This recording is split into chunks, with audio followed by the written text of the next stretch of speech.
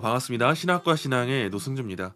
이 신학과 신앙 채널을 통해서 조직신학적인 관점에서 여러 신학의 컨텐츠를 한번 여러분들에게 소개하려고 하는데요. 가장 기본적으로는 조직신학이 무엇인지를 알고 조직신학에 대한 각 개념의 정리가 필요하겠죠. 그런 점에 있어서 이 시간부터는 이 신학의 용어들, 개혁신학의 이 조직신학적인 용어들의 각 개념을 정리하는 그 시간을 가져보려고 합니다. 가장 메인으로 삼을 교과서가 있는데요. 바로 벌코프 조직신학입니다. 조직신학의 다양한 책들이 있죠. 다양한 교과서와 같은 그런 책들이 있는데 그 중에서도 가장 메인이 되는 그 교과서가 무엇이 있을까 한다면 벌코프의 조직신학을 예로 들 수가 있습니다. 바빙크도 있고 칼빈도 있고 후크마도 있고 다양한 조직신학 책이 있겠지만 벌코프만큼이나 가장 핵심적으로 요약된 그 교과서와 같은 책이 있을까 했을 때 저는 이 벌코프를 뛰어넘는 교과서 같은 책은 없다라고 생각을 해요. 그런 점에 있어서 앞으로의 이어지는 시간부터는 벌코프를 통한 조직신학의 각 개념들에 대한 용어 정리의 시간을 가져보려고 합니다.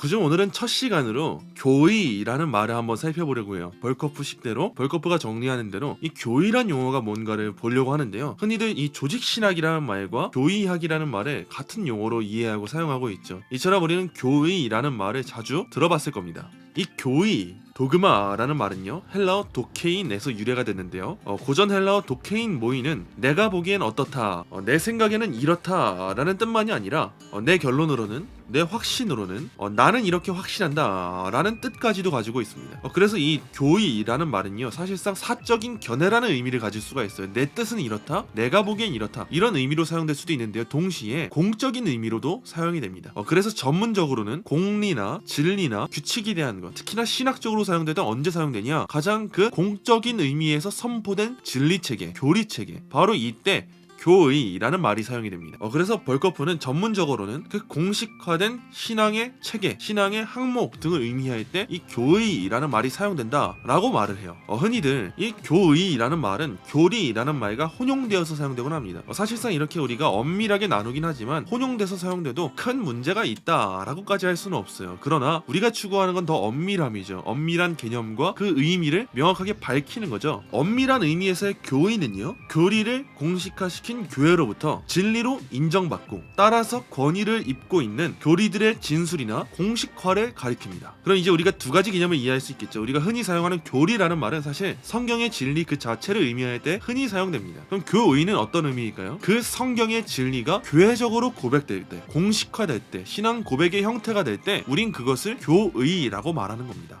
이와 같은 교의는 왜 필요할까요? 먼저는 성경의 진리를 더 바로 알기 위해서 필요하겠죠. 그리고 다음으로는 교회의 신앙의 일치를 위해서, 그 교회적인 의미에서, 공교회적인 의미에서의 그 하나됨을 추구하기 위해서 이 교의, 교회가 선포하고 공포한 그 신앙의 하나됨, 그 진리의 하나됨이 필요한 겁니다. 그래서 이렇게 벌코프는 이 엄밀한 의미에서의 교의를 말할 때 이렇게 말한 거예요. 교의는 교리를 공식화시킨 교회로부터 확립된 진리로 인정받고 따라서 권위를 입고 있는 교리들의 진술이나 공식화를 가리킨다, 이렇게 말한 겁니다. 이처럼 교의라는 용어는 단순한 교리적인 의미로 사용될 수도 있지만 그 교리를 교회적으로 공식화할 때 그걸 우리는 교의라고 하는 겁니다. 그리고 그걸 연구하는 학문이 교의학 혹은 우리가 조직신학이라고 말을 하는 겁니다. 앞으로의 시간을 통해서 이 벌코프의 조직신학을 토대로 해서 이 교의적인 조직신학적인 개념들, 단어들을 그 개념이 무엇인지를 하나하나 간단하게 살펴보는 시간을 갖도록 하겠습니다. 감사합니다.